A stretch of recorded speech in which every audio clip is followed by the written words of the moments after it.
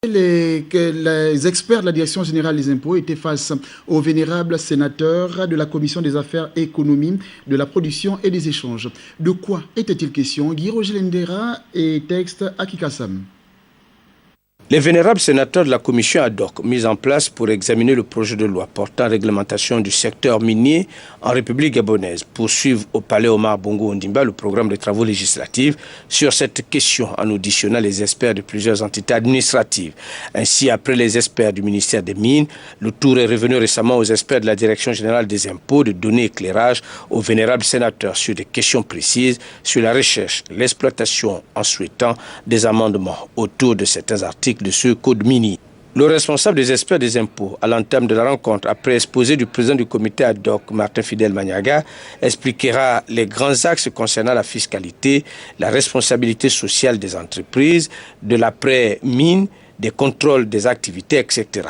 Le projet de code a également été élaboré dans la perspective d'apporter une réponse à la non-valorisation du potentiel minier et à une exploitation de nos ressources naturelles préjudiciable au développement.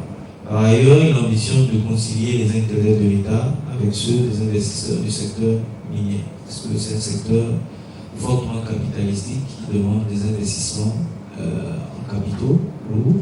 Pour ce qui est du volet financier, le projet de code minier constitue un instrument d'optimisation des revenus de l'État à travers une fiscalité minière.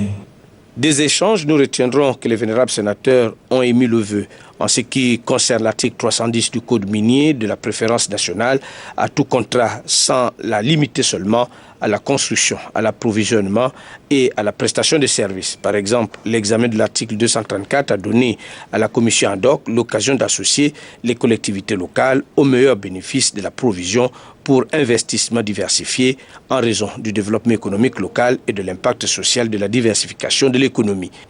Pour les vénérables sénateurs, la rédaction de l'article 233 gagnerait aussi à être préformulée pour mettre en relief le lien entre l'application des miniers dans les projets de l'État et l'amélioration des conditions de vie des populations, voire le développement des collectivités locales concernées dans une vision de responsabilité sociétale.